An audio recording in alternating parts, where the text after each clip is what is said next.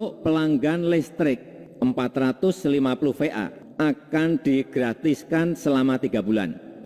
Bapak, Ibu, dan saudara-saudara sebangsa dan setanah air, pemerintah telah menetapkan COVID-19 sebagai jenis penyakit dengan faktor risiko yang menimbulkan kedaruratan kesehatan masyarakat.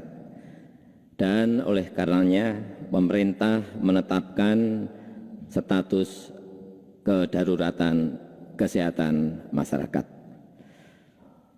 Untuk mengatasi dampak wabah tersebut, saya telah memutuskan dalam rapat kabinet bahwa opsi yang kita pilih adalah pembatasan sosial berskala besar atau PSBB. Sesuai undang-undang, PSBB ini ditetapkan oleh Menteri Kesehatan yang berkoordinasi dengan Kepala Gugus Tugas COVID-19 dan Kepala Daerah. Dasar hukumnya adalah Undang-Undang Nomor 6 Tahun 2018 tentang kekarantinaan kesehatan. Pemerintah juga sudah menerbitkan peraturan pemerintah PP tentang pembatasan sosial berskala besar dan Kepres penetapan kedaruratan kesehatan masyarakat untuk melaksanakan amanat undang-undang tersebut. Dengan terbitnya PP ini semuanya jelas. Para kepala daerah saya minta tidak membuat kebijakan sendiri-sendiri yang tidak terkoordinasi. Semua kebijakan di daerah harus sesuai dengan peraturan, berada dalam koridor undang-undang dan PP serta Kepres tersebut.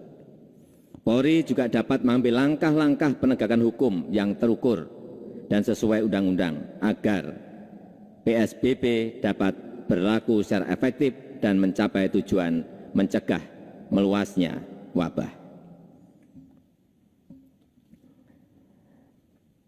Bapak, Ibu, dan saudara-saudara sekalian yang saya hormati, kita harus belajar dari pengalaman dari negara lain, tetapi kita tidak bisa menirunya begitu saja. Sebab semua negara memiliki ciri khas masing-masing, mempunyai ciri khas masing-masing. Baik itu luas wilayah, jumlah penduduk, kedisiplinan, kondisi geografis, karakter dan budaya, perekonomian masyarakatnya, kemampuan fiskalnya, dan lain-lain.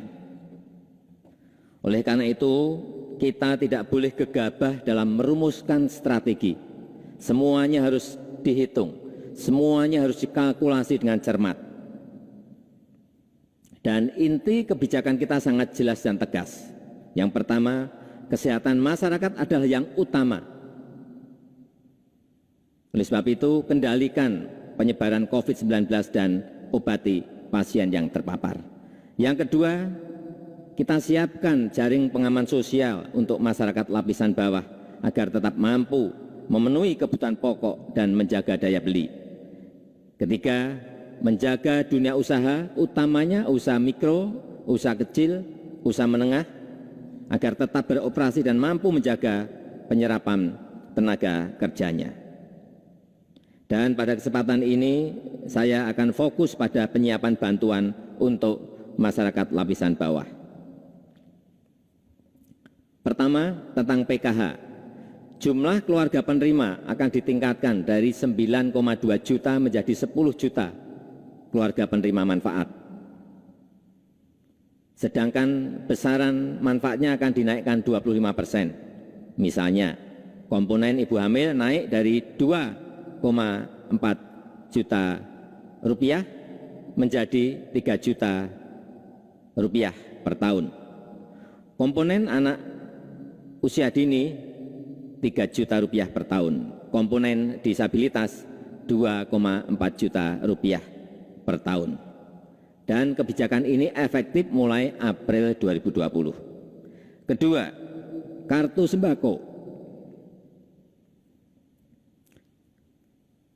Jumlah penerima akan dinaikkan dari 15,2 juta penerima menjadi 20 juta penerima manfaat. Dan nilainya naik 30% dari Rp150.000 menjadi Rp200.000 dan akan diberikan selama 9 bulan.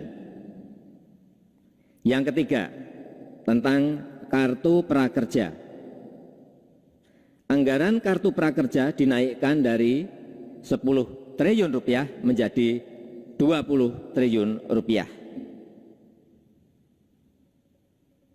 Jumlah penerima manfaat menjadi 5,6 juta orang. Terutama ini adalah untuk pekerja informal serta pelaku usaha mikro dan kecil yang terdampak COVID-19. Dan nilai manfaatnya adalah Rp650.000 sampai Rp1 juta per bulan selama 4 bulan ke depan. Yang keempat, tentang tarif listrik. Perlu saya sampaikan bahwa untuk pelanggan listrik 450 VA yang jumlahnya sekitar 24 juta pelanggan akan digratiskan selama 3 bulan ke depan, yaitu untuk bulan April, Mei, dan bulan Juni 2020. Sedangkan untuk pelanggan 900 VA yang jumlahnya sekitar 7 juta pelanggan akan didiskon 50%. Artinya hanya membayar separuh saja untuk bulan April, Mei, dan bulan Juni 2020. Yang kelima, perihal antisipasi kebutuhan pokok. Pemerintah mencadangkan 25 triliun untuk pemenuhan kebutuhan pokok serta operasi pasar dan logistik. Keenam, perihal keringanan pembayaran kredit.